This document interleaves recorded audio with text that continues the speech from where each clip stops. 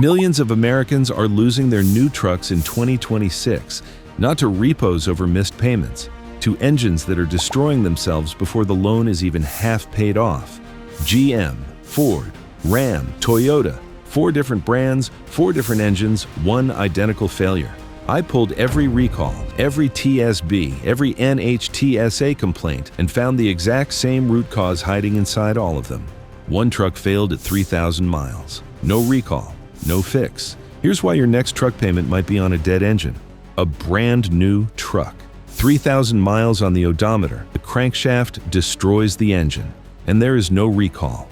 That truck is a 2025 or 2026 Chevrolet Silverado, GMC Sierra, Tahoe, Suburban, or Yukon with the 3.0-liter Duramax LZ0 diesel. GM's own service bulletin, TSB 25 NA307, dated October 1st, 2025, lays it out.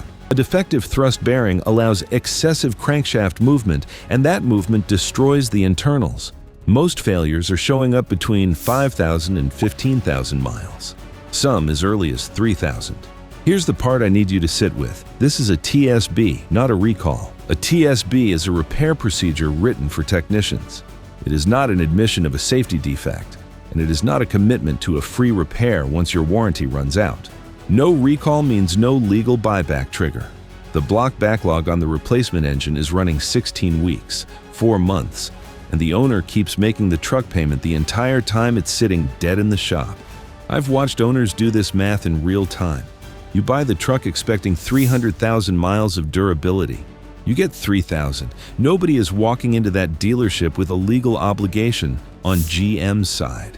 That's not a manufacturing footnote. That's the whole story in one sentence, and we're only getting started. And that's not even GM's biggest problem this year. There's a second one, and this one already has 600,000 trucks in it.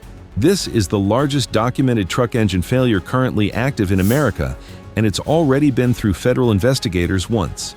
Recall N25249-4001, the 6.2-liter L87 V8 issued April 2025. Approximately 600,000 vehicles: Silverado, Sierra, Tahoe, Suburban, Yukon, Yukon XL, Escalade, model years 2021 through 2024. NHTSA has logged over 1,157 bearing failures and related engine damage. The bearing sees or the connecting rod breaks and takes the block with it. Here's the detail that'll make you shake your head. Part of GM's fix was revising the oil specification to a thicker viscosity. Read that twice. GM shipped these engines on thin oil to hit a fuel economy number. The bearings started eating themselves, and the remedy includes going back to thicker oil. If you've been running 5W30 in your own truck for the last decade because you don't trust 0W20, that TSB is your vindication in writing, and it's not finished. NHTSA is now investigating L87 engines outside the recall window. At least 173 additional reports, including 2019 and 2020 model years never covered by the recall.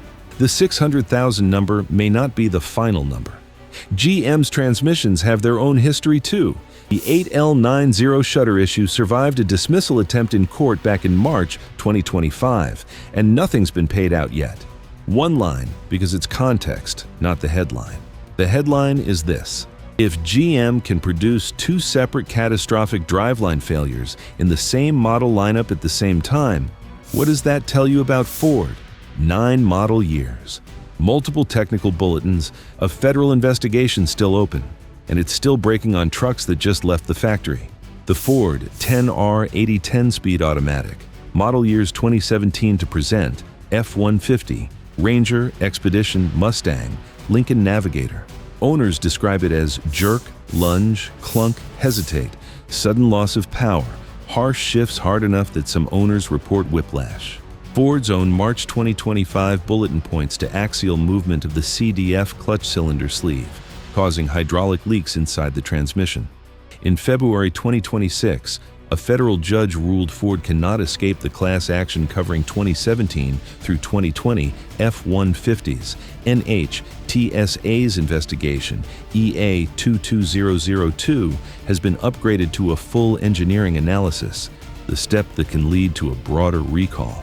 9 model years of the same complaint, and it's still surfacing on brand new 2026 F-150s. Now, I'll give Ford credit where it's earned, because I'm not here to pretend every problem is still live. The 3.5-liter EcoBoost cam phaser rattle from 2017 through early 2020, that diesel-like knock on cold start, Ford redesigned the phasers and the fix holds. I'll say that plainly, because admitting a fixed problem is fixed is what makes you believe me on the ones that aren't. The 2.7 and 3.0-liter Nano EcoBoost intake valve fracture, 90,736 vehicles recalled in 2022 after valve material fractured and dropped into the combustion chamber. That's closed too, recall issued, remedy in place. But the transmission your F-150 is bolted to right now in 2026 is still under federal review. That's not history. That's live. Now, before I go further, I want to say something you don't hear from most channels covering this. Ram does not have a single widespread catastrophic engine failure in this generation. No L87, no LZ0, no V35A.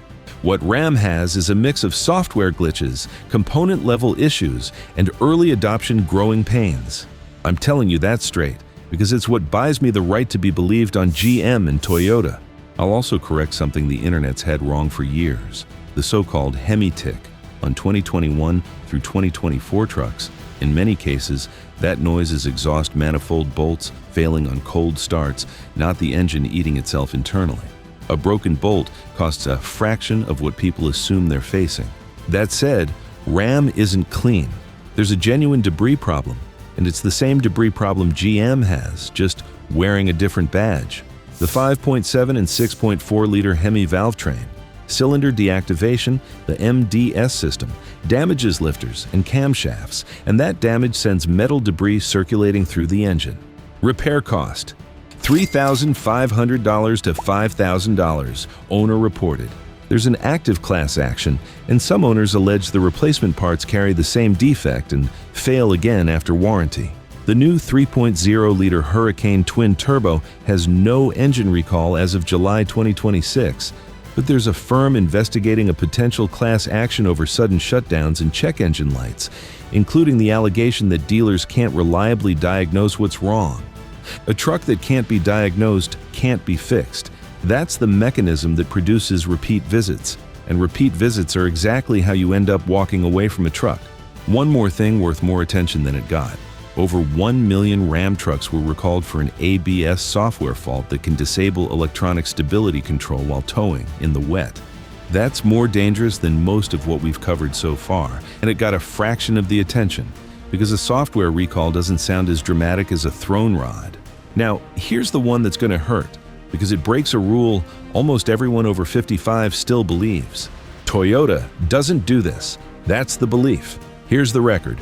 The twin-turbo 3.4-liter V6 Tundra Lexus LX600 Lexus GX. Metallic machining debris left inside the engine block at the factory. That debris circulates through the oiling system and destroys the #1 main bearing. Symptoms: knocking, rough running, complete loss of power at highway speed. May 2024, 102,092 vehicles recalled.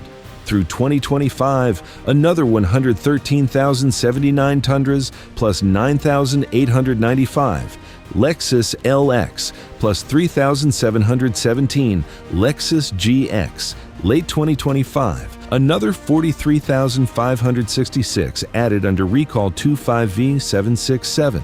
And here's what should genuinely alarm you, because it's not the failure, it's the retreat. Toyota has replaced more than 70,000 engines, and then they changed course, from replacing every engine to inspecting them, using resonant frequency testing to check for wear on that same bearing. Not every affected owner gets a new engine anymore. An owner whose truck was flagged back in 2024 might now be told after testing that his engine is fine on a defect where the failure mode is microscopic debris already circulating in the oil. 2 years. 3 recall rounds. Still no complete fix. For the brand your audience has trusted for 15 years to never do this to them. 4 manufacturers, 4 different engines, and they're all failing the same way, for the same reason. Downsizing raised cylinder pressure to meet fuel economy targets, which increased the load on every bearing in the engine. To offset the friction from that higher pressure, manufacturers switched to thinner oil, 0W20, sometimes thinner, which meant tighter clearances between the crankshaft and the bearings. Tighter clearance plus thinner oil means almost no margin. If even a microscopic piece of debris gets into that gap, it acts like sandpaper.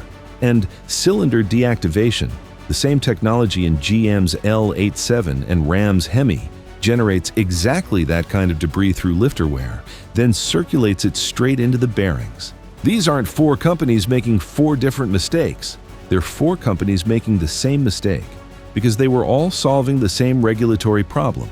Every one of these engines was built to hit a fuel economy standard: thinner oil, tighter clearances, fewer cylinders firing under load. Then, in 2026, the government repealed those standards. CAFE penalties eliminated in July 2025. EPA greenhouse gas standards repealed February 12, 2026. The rule that forced this design is gone. The engines it produced are still on the road, still under warranty, still failing. Here's how an engine failure turns into a truck you no longer own. Average full-size pickup transaction price, $65,964. Nearly 1 in 4 buyers now finance 84 months or longer to make that number work. The average payment for a buyer carrying negative equity, $944 a month. Almost 30% of trade-ins are already underwater by an average of $6,884 before the new truck's first oil change. Then, the engine fails, month 3 to month 14 of an 84-month note. If it's a TSB and not a recall, there's no buyback trigger and no guaranteed free repair outside warranty. If parts are back-ordered 16 weeks, you're paying the note, the insurance, and a rental or a second vehicle just to get to work, all at the same time. That's not one bad month, that's a compounding cost that doesn't stop until the truck is fixed or you're not making the payment anymore. And that compounding is showing up in the national numbers right now. 1.73 million repossessions last year, the most since 2009.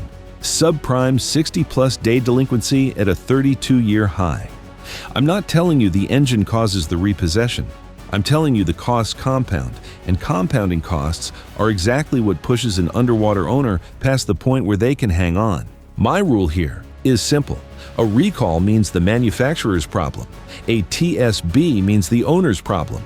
On the GM LZ0, on the Ford 10R80, on the Toyota V35A's shifting remedy. Check which one you're actually holding before you sign anything, and before you assume somebody's coming to bail you out if it fails. Check your VIN on NHTSA.gov before you buy. And again, if you already own one of these.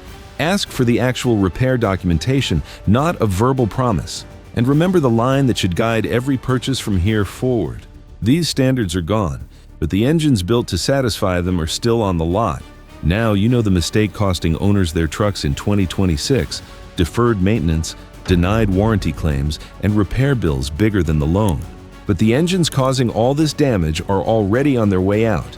GM just retired the 5.3 and 6.2 V8. Check out that video next to see what they're replacing them with and whether the new engines actually fix what the old ones never could. Stay with me.